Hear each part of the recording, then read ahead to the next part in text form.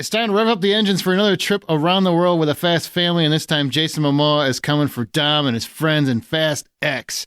Let's race with our latest spoiler cast. I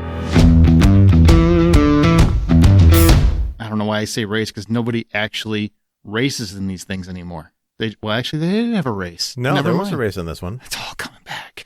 All right. My name is Aaron Peterson. Joining me today are my fellow host, John Davenport. Hey, buddy. How you doing today? Good. Amanda Sink. Hello. Hey, and we're talking about Fast X. This is the 10th installment in the Fast and Furious franchise that has no understanding of how titles work whatsoever. Not even a little bit. No, they really just don't care, do they? They don't. I am convinced the next movie is going to be Fast X Part 2, and then they'll just go to Fast 12 or Furious 12 or some shit and pretend like there wasn't an 11. Because they can. Yeah, that's, there's a lot that's going on in this that just seems like they just, like... Yeah, well said, John. Well, yeah, I know. Like, I'm still kind of, like, flustered over all of this. Flustered, huh? Did I stutter at that point? No, that was earlier. It was before you got there. Yeah. All right, well, here's what this one's about, in case you didn't know. Have you ever watched a Fast and Furious movie before? Because if the answer is no, then don't start here. There are literally 463 characters in Fast X, and half of them carry baggage from previous films. This adventure is all about the family you already know. And that's the most important word, right? I mean, family. Everybody take a shot every time you hear the word. Don't. You'll die. I've done that before, actually. Yeah, you did that when we had our Fast and Furious retro episode, right? You said you tried to do that at some movie off or something?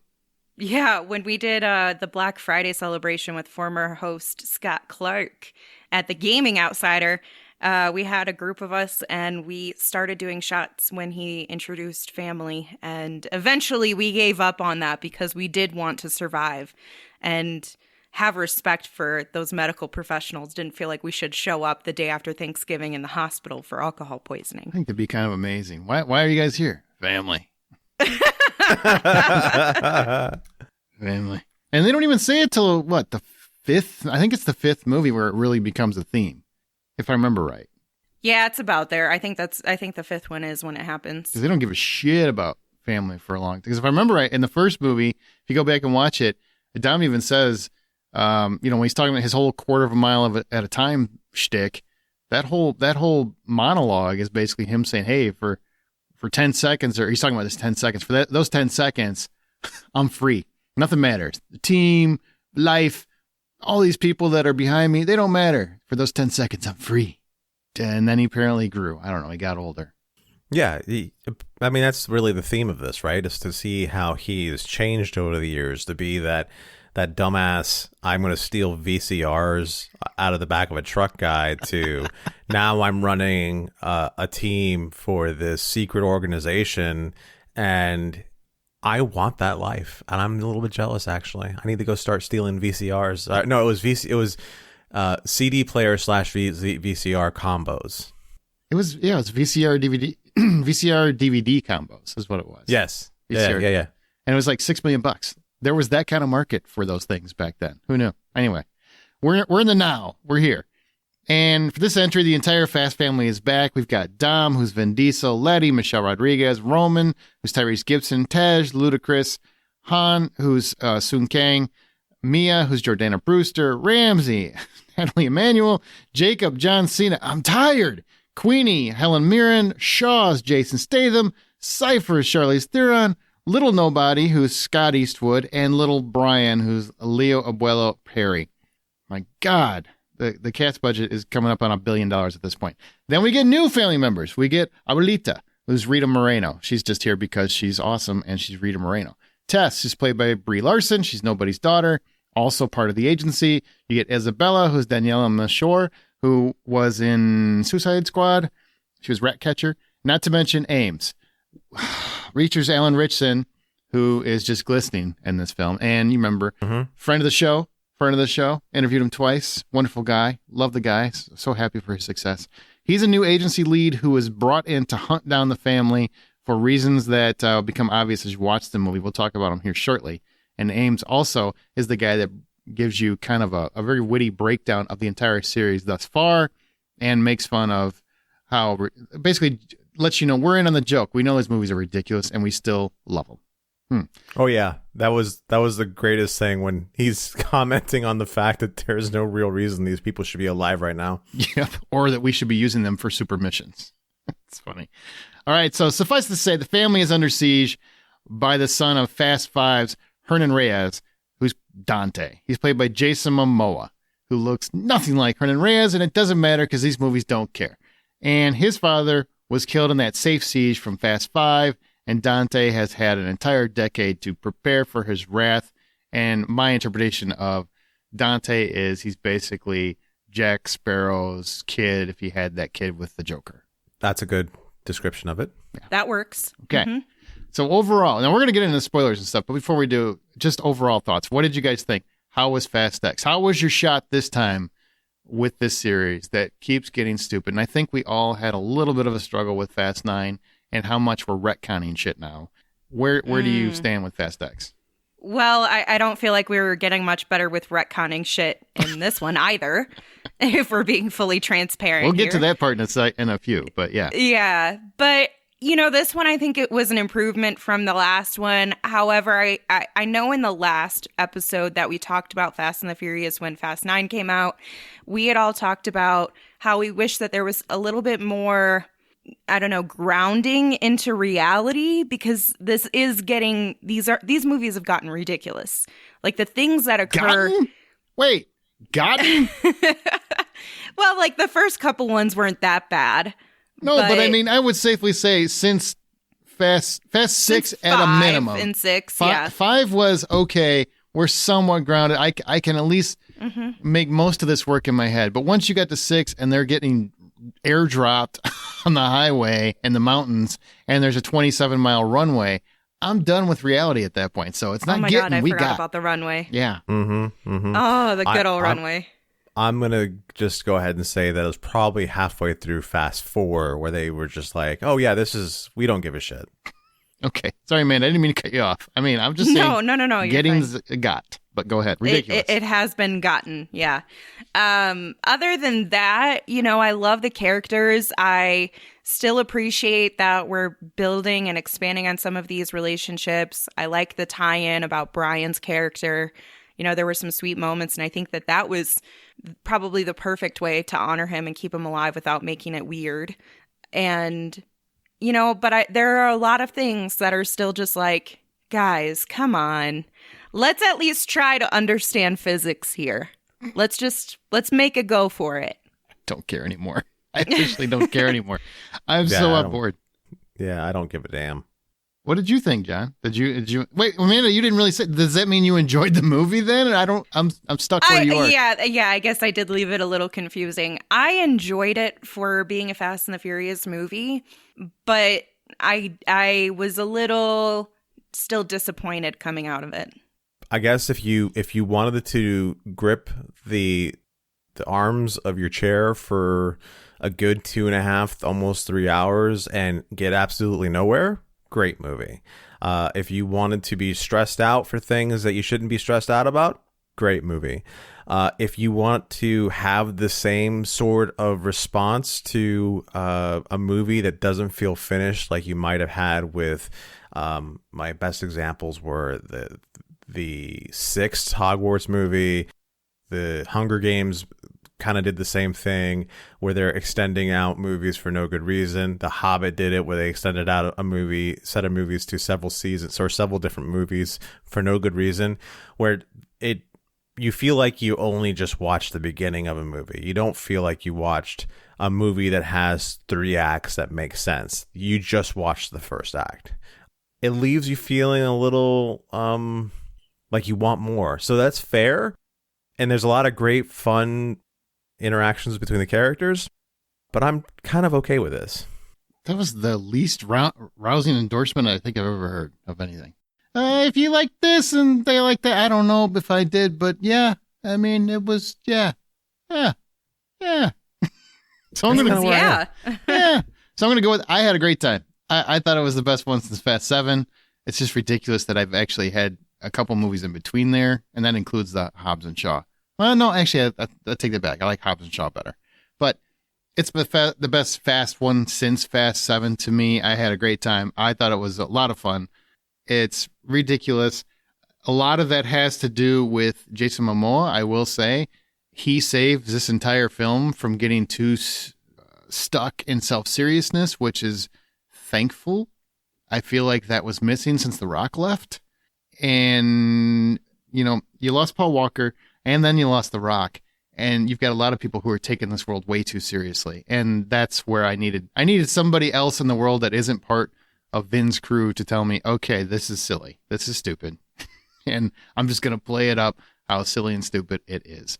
And that's what we got with Momoa. And that made all the difference for me. Plus, we got a villain that hopefully can't be redeemed later, because we'll talk about that in a minute, but that's kind of getting old. So I really enjoyed it. If $10 is the full price of admission, what do you give Fast X? Then we're jumping into spoilers. For me, this movie's a 5.5. Amanda? I'm going to still go 7 even, because they made a lot of really stupid mistakes. But it was funny. I'm going with 7 even because I enjoyed it. And the only reason it doesn't go higher is because I will admit there's a certain lack of story. And the story, if you think about it, is really just the same plot of Furious 7. It's just another previous guy coming back for revenge. Yep. That's it. Yep. Mm-hmm.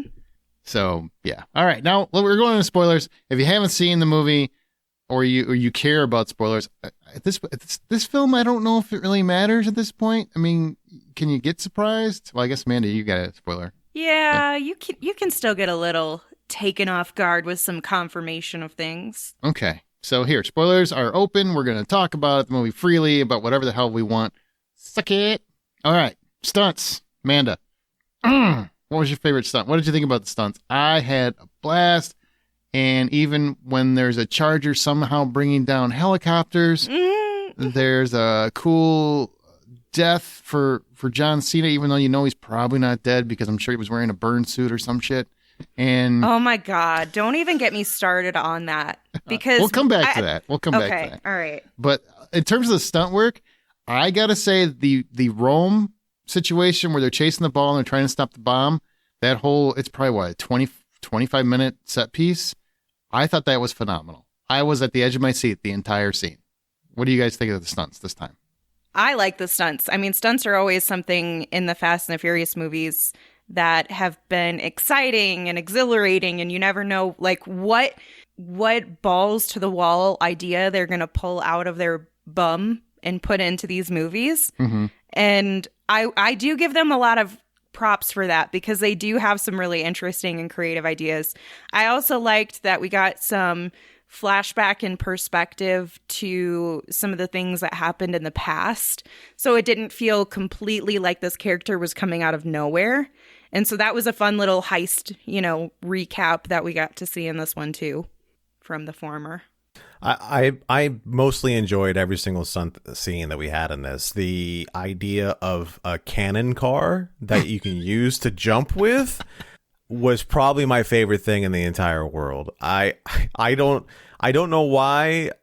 This is the thing where I'm like, okay, you know what? If this was real, I would totally be driving it. But it just was insane. And I saw the bits coming that came from that whole scene, and I'm like, all right, well, that's kind of dumb. But the idea of a cannon car, I'm here for it.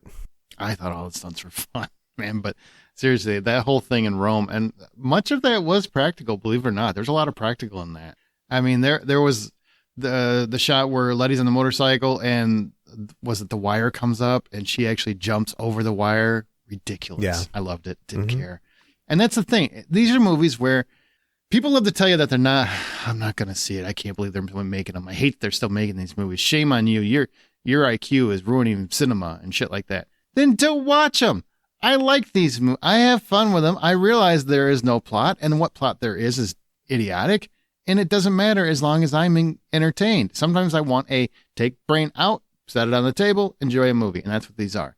And the stunts are insane, and they're always around the world in the weirdest places. We don't have anything as crazy enough as a car Indiana Jonesing across a chasm, or going to space in a Fiero. You know what I mean? So as far as I'm concerned, it is more grounded. They did bring it more down to earth-ish. Very-ish. So yeah, except for like a 7-year-old child who suddenly knows how to drive a Charger better than I do.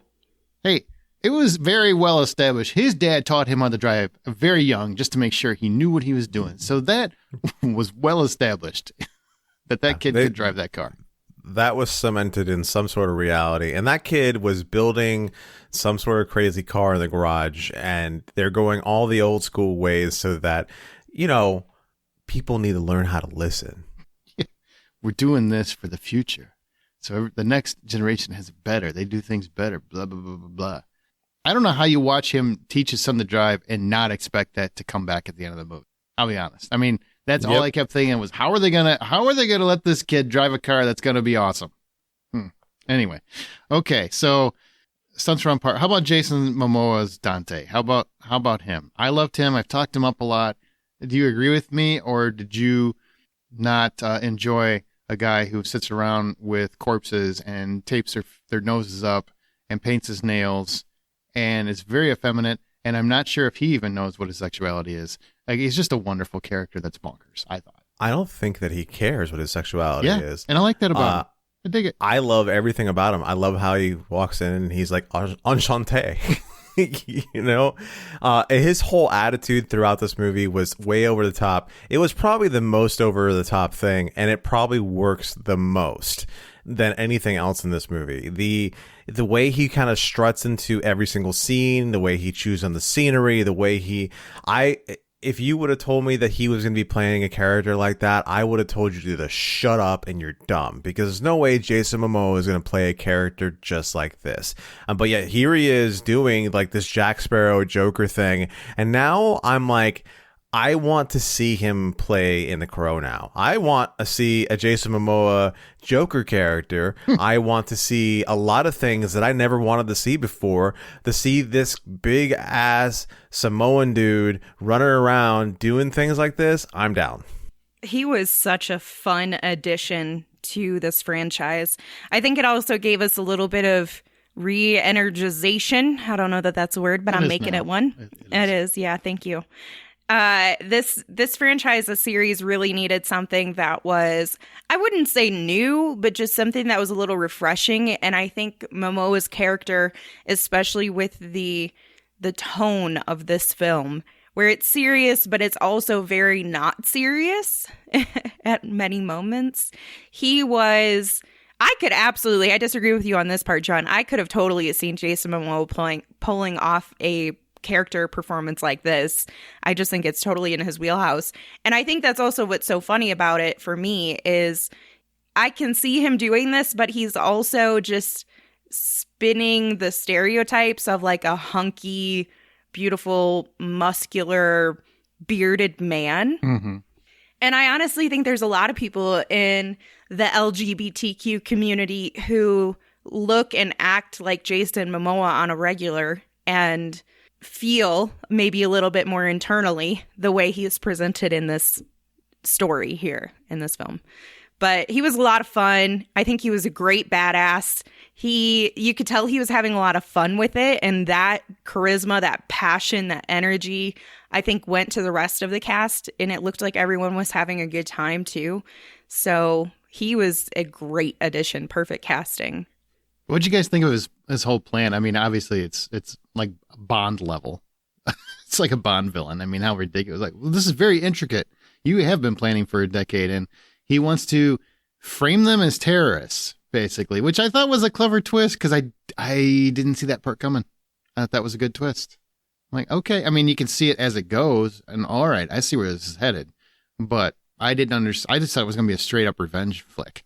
The other thing that I liked about that story that connected with him is that his revenge is something that I think most of us could get on board with, because these people were not, they are reckless. They are careless. They have so much mass destruction across these cities and towns and countries. I mean, they take their mess everywhere with them. And they are not law enforcement. And the fact that all of these law enforcement individuals continue to like, come on, we need your help, you random car drivers who suddenly have like CIA level optics that like we can't get anywhere else, but we got to get from Dom and his team. And so I think that part's kind of entertaining too. But also, I get it. I would be pissed too. Like, how are you going to come in and kill my family? And you don't even have like the true justification for being able to take that and being able to make that move. You know what I mean? Yeah. Well, two things there. One, even though I think it's pretty ridiculous, but they did do a fairly decent job. I kind of have to go back and rewatch Fast 5 to see how much this lines up. But they did a fairly decent job of saying, all right, I get where he's coming from, man, to a degree. You know, you guys were criminals. He's a criminal. He's just evening the score. You know, that's what happens when you steal from somebody else. On the other hand, I guess what I'm hearing from you, man, is you are Team Tony Stark, because it's basically the same plateau he had. He's just like, hey, I think we should be regulated a little bit. These guys should be regulated. It's kind of the same theory, right? These are superheroes at this point, and they're just going unchecked. And there's somebody that needs to put them in check. Yeah. And even if that isn't necessarily Momoa's character's motivation, we as audience members can see it that way. Like, we can have that perspective where we're like, you know what? At some point, somebody's got to do something about these people. Like, I'm on their side just because the family at this point. But also, if I did that, I'd probably be in jail. Well, hopefully it would be a maximum security prison in Antarctica, and you'd know somebody who happens to look like Wonder Woman that has a submarine. So yeah, that could all work out. Happen to be working with the enemy who just happens to not be dead. Yeah, that's going to be a hell of an explanation when they finally get it to Mr. Nobody. us. It's going to be the exact same thing as Han. Hang on. Do they need to explain that? Like, after Han, there's no... Number one, I always thought her death was the most ridiculous because all she does is fall off a plane. She literally just rolls off a plane on a runway.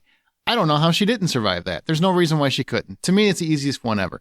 Han, that's a huge... Go listen to our Fast X thing that we just released on the feed. We really kind of couldn't stand the Han thing. That was a real shitty retcon. Gal Gadot, I kind of knew she was coming back. Well, in fact, the more impressive one is The Rock. But go ahead. What were you going to say? Well, yeah, I mean, that was the one that I was shocked by when it happened. But the thing I'm going to have to say about her coming back, I get it that she eventually comes back. That's fine. And I'm with you that her death didn't made the least sense of anybody else's death. I'm with you on that. What I'm not with you on is why she's working with Cypher. I don't get it. We don't know that because remember, Brie Larson's character, that's why I think Amanda's alluding to Nobody, right? Because Brie Larson's character, Tess, is the one that set up essentially the escape to a degree. Okay. So she could have easily directed Gal Gadot to show up there. Okay. All right. But wait a minute. That submarine was Cypher's submarine. Well, they can connect the dots. Really, all you got to do is say, Tess, find Gal Gadot's character. Gal Gadot lets them know, hey, we're picking Cypher up. And then, bam, dots are connected. All right, fine. Doesn't that work? Is that what you're alluding to, Amanda? I don't want to speak for you. I mean, yeah, because essentially, and she's going to have the same resources and connections. So were you guys happy that she was back? I will be happier when I see her and Han together. Yeah, that'll be a really sweet reunion. So you want Giselle? Also, if I were Han, I'd be pissed. If you were... Right? Why? He faked his own death, too. Right, but the reason why he was in Japan was he was recovering. He was mourning the loss of her. That's why he was in Japan, and that's why he died, or fake died. Well, maybe we'll hear the explanation that it took her a long time to heal from the roll she took. I still say it was ridiculous. From the roll down the runway she took, and it probably, maybe, you know what? That runway was 37 miles long. It took a long time for somebody to get to her, to get her to the hospital. And that's why it took so long. Problem solved. It was in 3 different zip codes. It was. They had to go pick her leg up. Her leg fell off on the other side. They had to go get that, reattach it. She's got a cybernetic leg, like the whole cybernetic thing from totally Hobbs and Shaw. Now, yeah. So how about The Rock? Because if you didn't know the backstory, The Rock and Vin Diesel fought like bitches. They didn't want to share screen time. The last movie they were in, which was, I think, Fast 8? Yeah, Fast 8. They don't even actually share the scenes. When you see them together, they're actually on separate shooting days because the egos just got too much for there. And so The Rock was basically saying, I'm not going back. They're going to have to finish without me. And director Louis Leterrier, he's the director of Fast X. According to him, he brokered a peace treaty and got The Rock on board by showing him the movie and trying to get him involved to come back and finish this thing out. Which, me personally, stoked about. Love his Hobbs. I really think it was missing the last couple movies for sure, or the last movie for sure. And I'm glad to see him back because nobody pops a cast quite like The Rock. What say you guys? I mean, are you happy that The Rock is back? I am so tired of this franchise getting rid of people just to bring them back. So you're not enjoying this. This is getting tiring for you. It is getting a little bit, I don't know, tiring, I guess. I literally just said that. They never killed. I don't know. I was thinking of like a different word, like grating. Grating is, I think, the word I was looking for. It's becoming frustrating and grating. But he was never. Go ahead, John. He was never dead in this franchise. So him coming back was okay. He just decided to not show up to work anymore. I know, but that's the thing is like once you start going down a path with a character, can you not just commit to it? Like, I understand it's fun for audiences to see these characters come back. Don't get me wrong. I enjoy that part of it. But it just becomes, when are they going to, like, I can't trust the writers of this franchise to ever commit to a decision that they make. Honestly, I'm surprised Brian is still alive at this point. I've been waiting for them to kill him off just because, or like all of a sudden bring his character back through like flashbacks and AI and stuff. Like, it's just a matter of time. Yeah. And at this point, I mean, we can segue into Jacob's death too, is there's no stakes anymore. There are literally no more stakes. I mean, you can't, I don't care how many times you retcon the footage. There's no way Han survived that. Fuck you and your stupid nobody orchestrated this bullshit. Go back and watch Tokyo Drift. It is cemented. And it also completely nerfs a whole movie with the fact that he's alive. Regardless. The stakes are being diluted, and that's the one thing I will say. As much as I love these movies, and I do love these movies, I have a stupid fun time with them. I'm getting tired of that.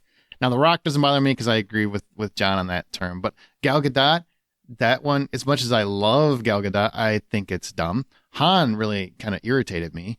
And now you just know John Cena is going to come back as Jacob because he's only been in a movie and a half. I mean, he just showed up last month. He wasn't even a brother until the last movie. No, but they didn't even have a brother until the last movie. Now they get one and he's dead.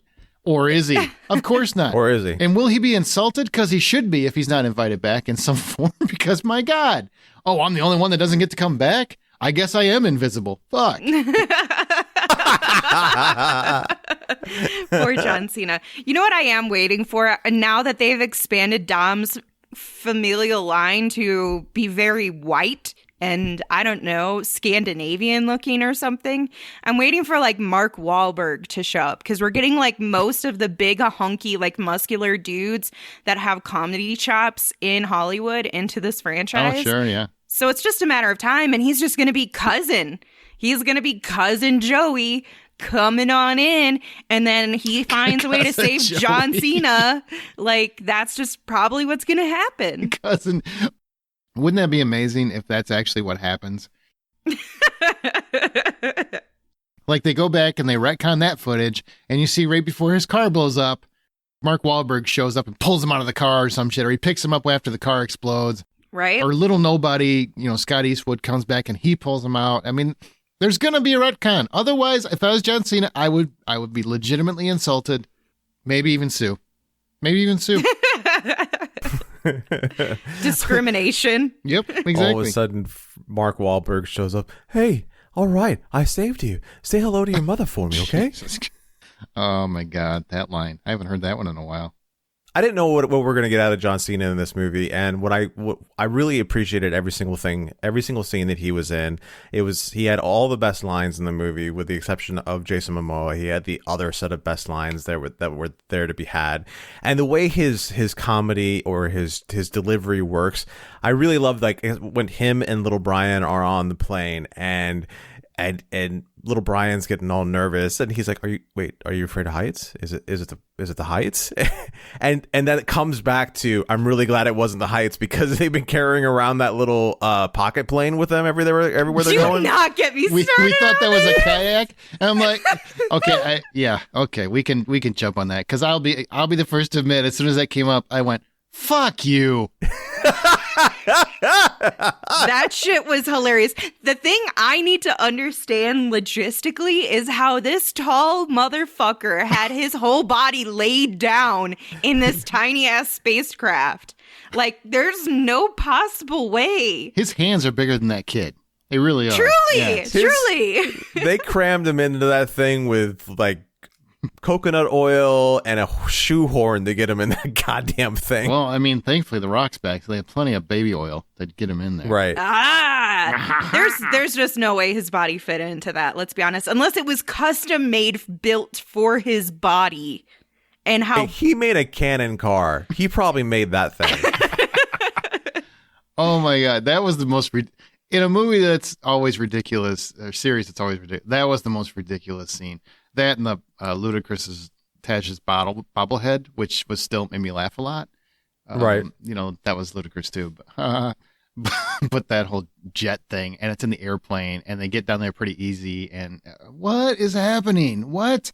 And the maximum security prison stuff was pretty ridiculous. Like, hey, we're trying to break out of this maximum security prison. We've got 4 minutes. Let's go ahead and beat the shit out of each other and just get shards of glass up our ass and everything else. Like, that's ridiculous. Uh-huh. Are you talking about Michelle Rodriguez, Letty and Letty and Cypher's fight? Cypher. Yeah. I mean, let's talk ridiculous. That's every meeting of any character ended up in some big action scene, by the way, which I kind of loved. Yeah. A lot of ridiculous. I really hated that fight scene though, because any other exchange that I've ever had where, all right, so John's about to say something very kind of sexist, but gee, what a surprise. There's a time and a place for everything, and these chicks do not realize that this is not the time and the place to beat the shit out of each other. They're just like, you know what? We're almost out of here. We're about to figure out what's going on. We're about to move on. But, let's get into a fight instead of move on and try to get everything taken care of. It's not like Cypher didn't just break the chick out. Nope, we have to get into this fight. That's literally what every dude ever in every action movie has ever done. Ever. That is beginning to sound a little sexist, because every dude movie I've seen done it at an action movie 1,000 times. It happens. All right, well. What I'm going to add to this, though, is I can 1,000% see Letty's character doing something like that, especially once you have that context of her basically being Lil B's mom at this point. She even gets called mom. And seeing how that dynamic expands, and like, this woman really did kill this kid's mom while he was right next to her, basically. And the only thing that I have, the caveat to that, of me understanding that Letty would actually do this, it's within her character, I think, to do it, even at that time, is that she had an opportunity to do it in the beginning of the movie and she didn't do it then, so why do it now? And I don't know if that's just because she thinks that Dom would have stopped her when they were all sitting in that room and she had a gun, or if it's, just her ruminating on it and having the opportunity, whatever it was. I can see it happening. I just don't agree with the timing of it. I think she would have tried to attack her in the beginning of like, why the fuck are you in my house right now? I agree. It's so funny though. Like, I got 4 minutes. God, be quick then, or whatever. What? She's like, she had a gun the first time. Why wouldn't you attack her the first time? So just because it was a bad, and the funny part, the sad part is, I love the fight scene. I think the fight scene is awesome. It's actually like just bare knuckle. This was the most fun fight scene of the whole movie. I thought I had a great time with it. It was just, oh my God, ridiculous. I love it when she picks up Letty and swings her right into the door of the elevator. So painful. And they go right through the glass and they don't stop, and just, I love it. They would be so injured. Like, somebody used me as a battering ram on an elevator with my head, I would be a little bit dead. All right, let's move into the new cast, which is Brie Larson, Ellen Richardson, Daniela Mashore, and Rita. Look, I want to start with Daniela's character, because she's Isabel, who ends up being the sister of the woman that Dom was with, and therefore had the baby with, so it's his son's aunt, and just stop it. Everybody does not have to be connected in these films, and it's going too far. It's just going too far. I have no problem with her character. I just have a problem with how idiotic that was. I have a problem with her character. Not with her, but with her character. I don't like the way they brought her in. I don't like she's only really this device to be like, okay, well, here's everything you need to know about Dante. Oh, by the way, this is a trap. There's not a lot redeemable as far as who she is as a character and what she does for the story. She maybe moves Dom one square, but not a lot. And then she just serves as a point of pain for Dom. And that's just like, he's already got 150 people that he calls family. He doesn't need one more. So I didn't really appreciate her too much. I loved, and I was shocked.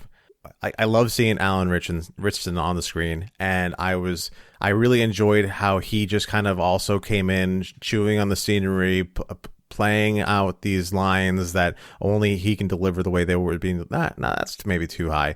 Yeah, he was delivering very well. Mm-hmm. And then, like, the twist to his character actually surprised me. Thank you. I was really shocked, and almost to the point where I was mad at myself. Because at the beginning of the movie, that's the first thing I said to my wife when we were in the theater. I'm like, oh, he's totally a double agent. He's working with Dante, da-da-da-da. And they did a really good job of taking that years of movie cynicism out of me and just believing, okay, he's that new guy wanting this job, man. He just wants to take Dom down. Yeah. And he got me. You got me. Yeah, totally got me. The one person I would really want to subtract from this movie is Brie Larson. Ooh. I actually liked her here. I liked her here, too. Bringing her in as nobody's daughter, and that's dumb. Yeah. Was dumb. She didn't have to be nobody's daughter. She could have been anything else but his daughter. Her little, I don't know. She just rubbed me the wrong way, and I don't know why it is, but maybe it's. I'm still feeling some of those Captain Marvel issues with it. I'm still mad at you for making Captain Marvel so boring. Right. I liked her. When she scratches his car, I thought that was a great moment in the movie. I thought that was fun.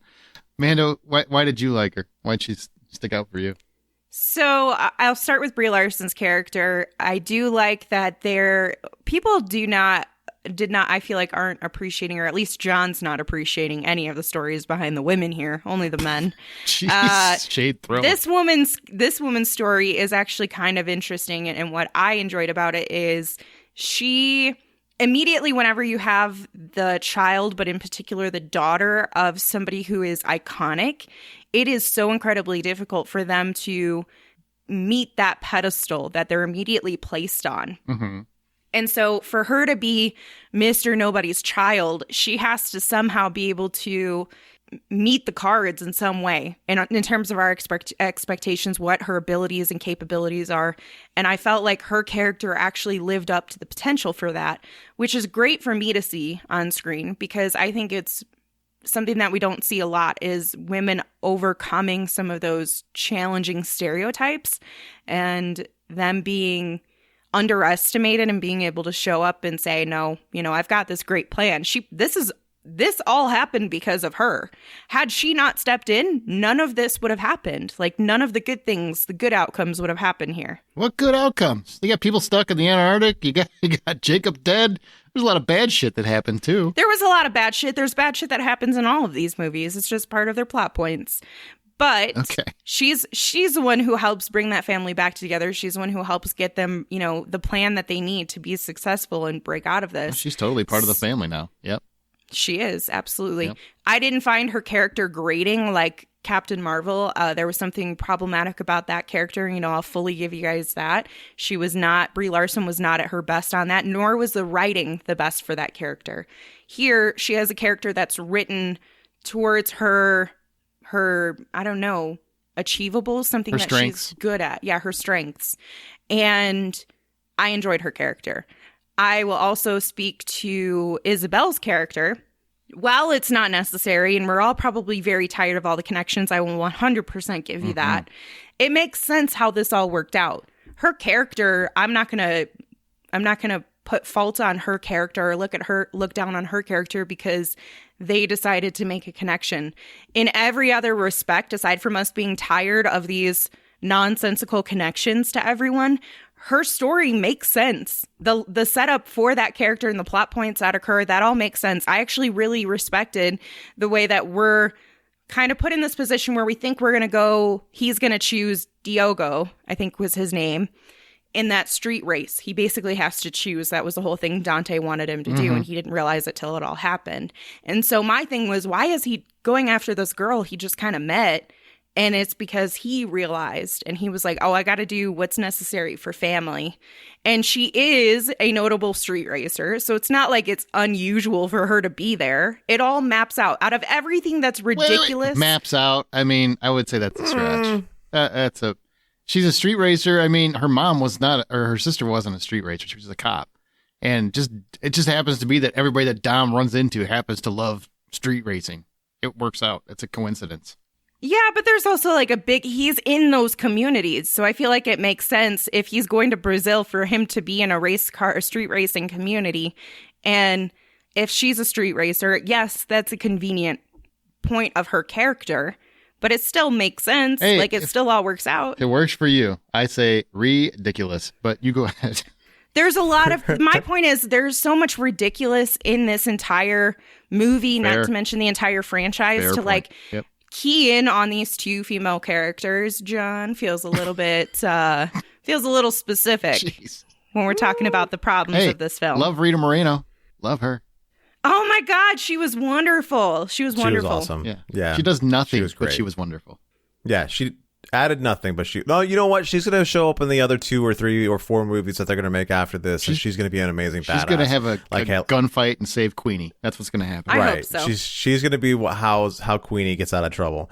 You know, I knew who you were when you first smiled. Your sister used to smile with her eyes, and Well, my sister was a cop, and I was a street racer, and she was always so good, and I should have died. please. Okay, that's Vin Diesel and his cheesiness, though. Have you not seen him in all of these movies? That is 1,000% how ridiculous his character is and the Okay. writing is. What did you think about Alan Ritchson? But I'm going to give you that. Alan Richardson's character, I really liked the way that they put it on a twist for us. I, too, did not expect to see him by the end of the movie, did not anticipate that he would be working with the bad guys. But initially, the first thought is, yeah, he clearly is part of the bad guys if he's going to make such a big deal about all of this.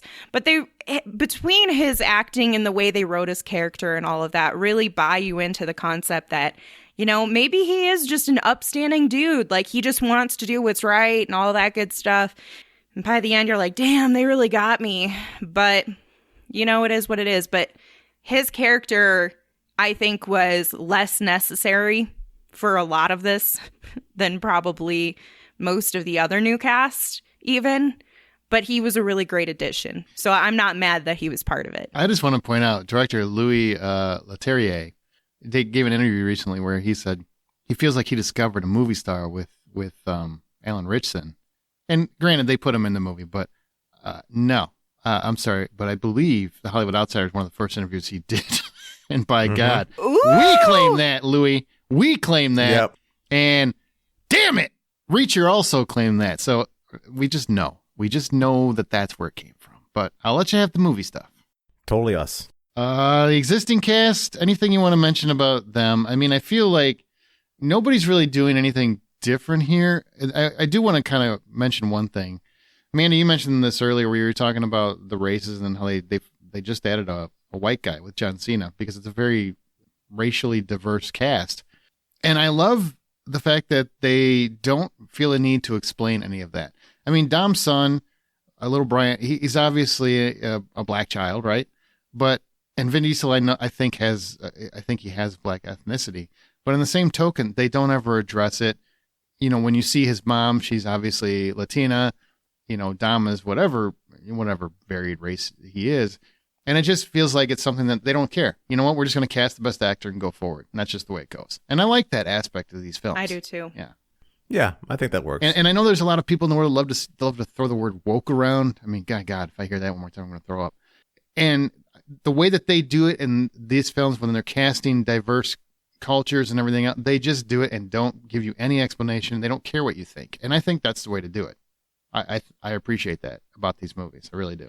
I think to your point, too, it starts to hopefully make people less judgmental and assumptive about what someone's ethnicity is based on what you're seeing in front of you. Mm-hmm. And I know that's a challenge, especially for a lot of my mixed friends or my godchildren. My best friend kind of has those challenges with her kids too, because they're mixed also.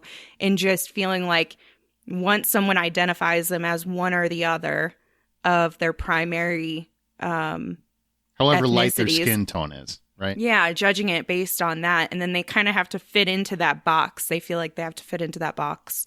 I don't want to speak too much on that, but I think what's nice about it is us not instinctually as a society assuming or questioning or all of that about the different races. It's, oh, okay, clearly this person has something I'm not aware of, So that part I really respect, and I think that that's a good approach to kind of start navigating the mindset of at least Western civilization, America. Yeah, you can go ahead and just blame us. It's fair. It's fair. Okay, so moving on the existing cast. I mean, you've got people that have been with the series for a while, for the whole time, whatever. You got Vin Diesel, you got Dom, you got Letty, you got Shaw, you got Mia, you got Tej, you got Roman, you got Ramsey, you got Cypher. You got Han, you've got Queenie, who stands out? Does anybody actually stand out when you have a cast where it's just about introduction? It feels like a big setup for the next movie. So did anybody stand out for you?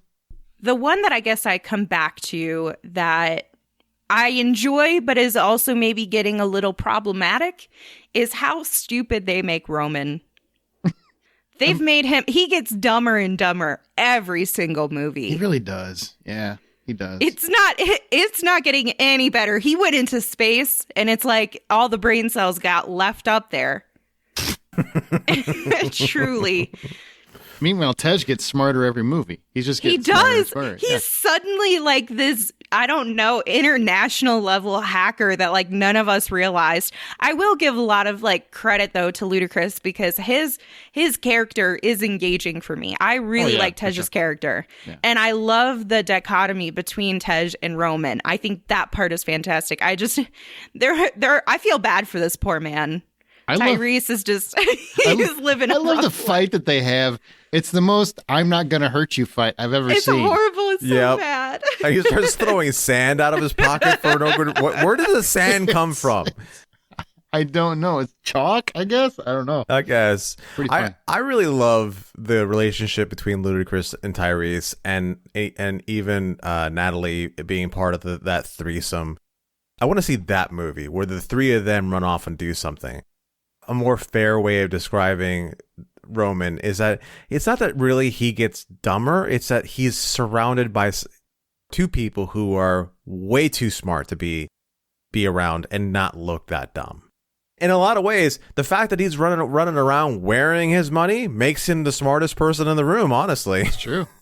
That was such a funny scene where they're like, you've been holding out on us. And he starts throwing down, he's like, how about $100? This is for a fully loaded request. They're like, we need auxiliary, we need cars, we need weapons, we need the works. And he's like, how's $100 for that? Yeah. I'm sitting here thinking, God damn, inflation is bad, don't you? Right. Yeah.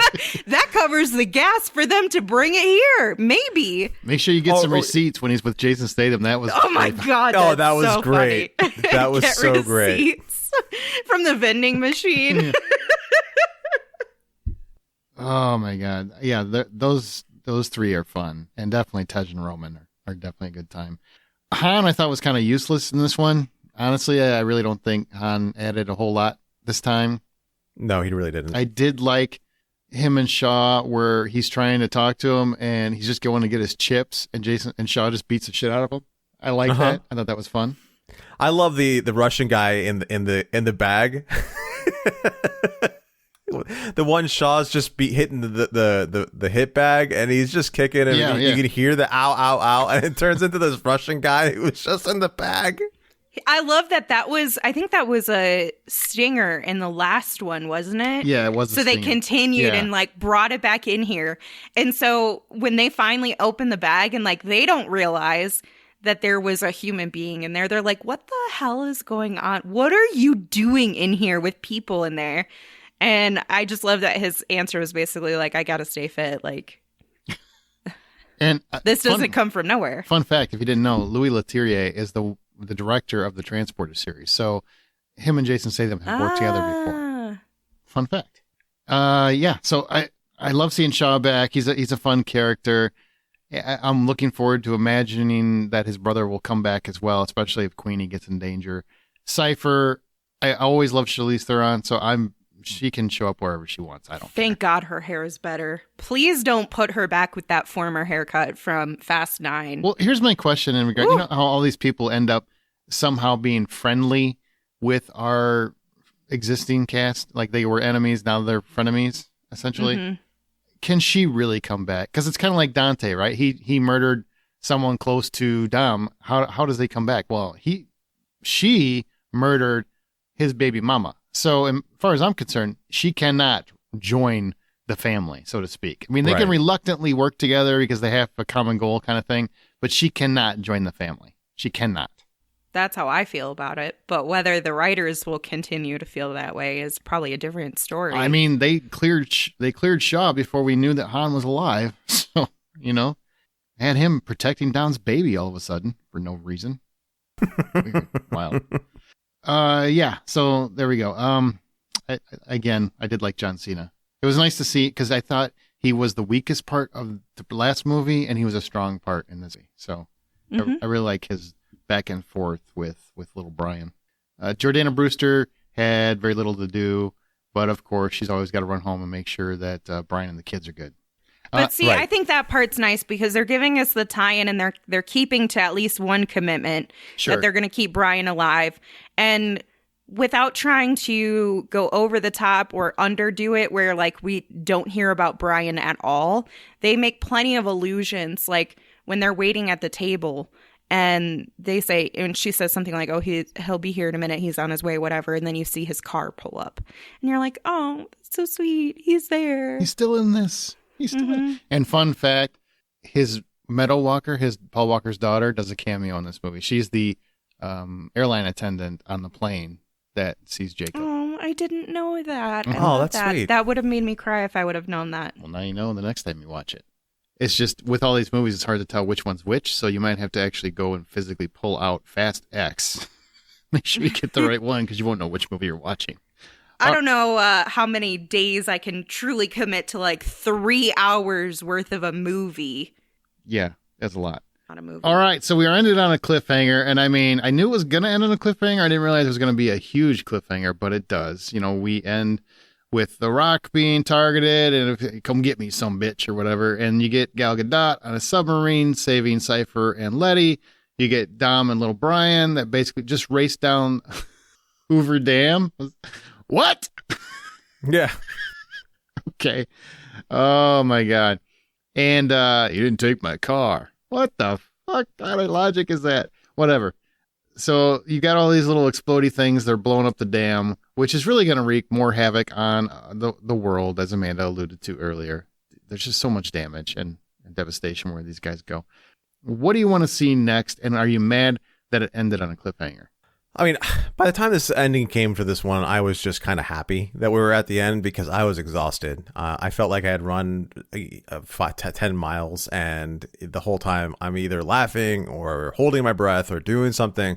And so I was happy that it finally ended. I was disappointed and it ended feeling like we only saw the first act, which drives me a little nuts when movies do this. I don't know if I'm thrilled with that.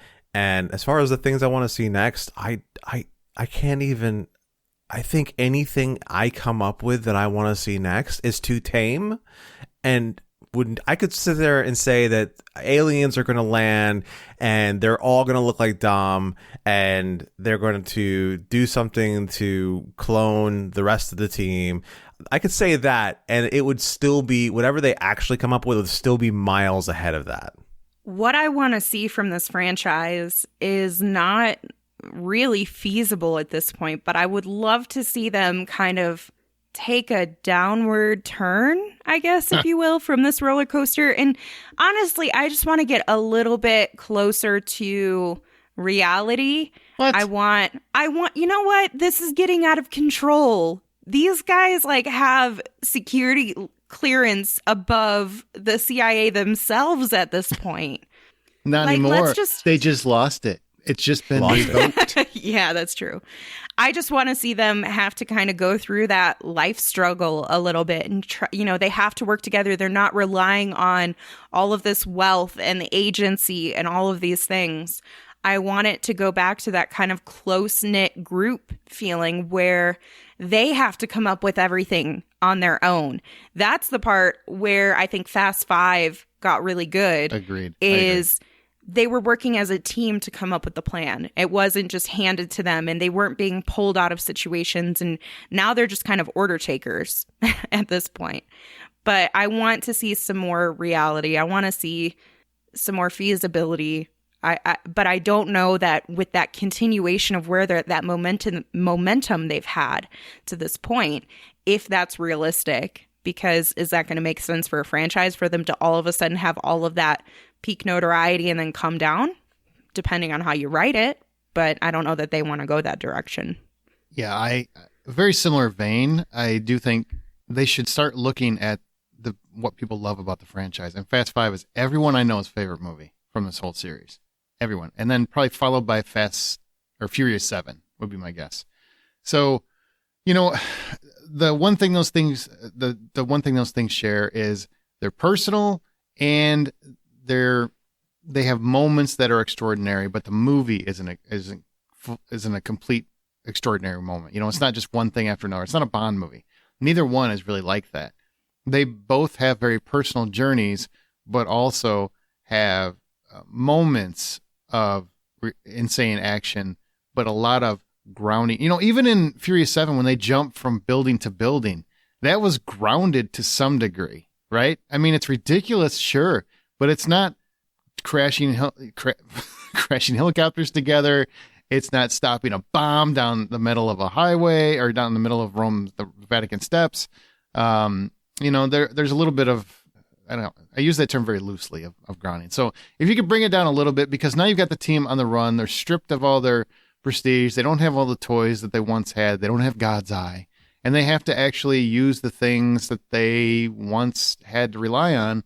I think that could make for a much better film, a more stripped down version of what this was, And there are hints that this could be a possible trilogy.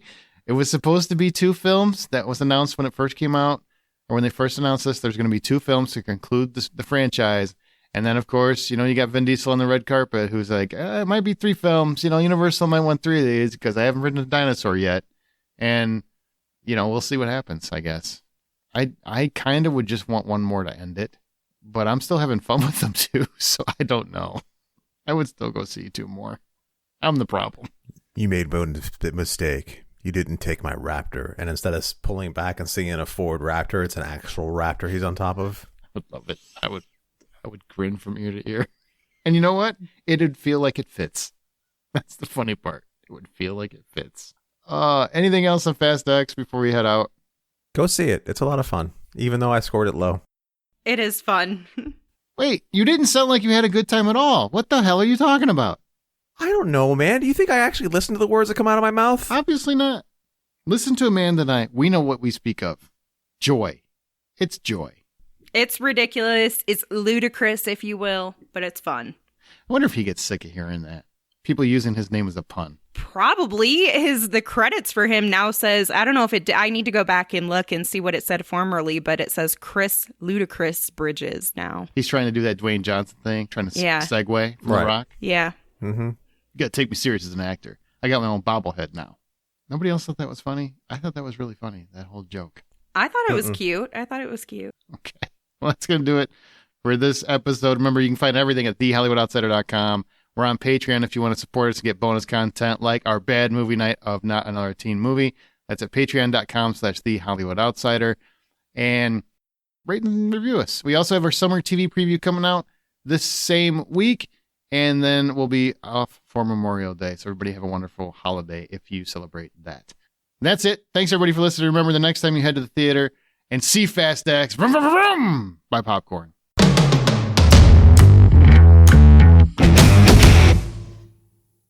That was me going to fifth gear from first gear. I stripped the clutch.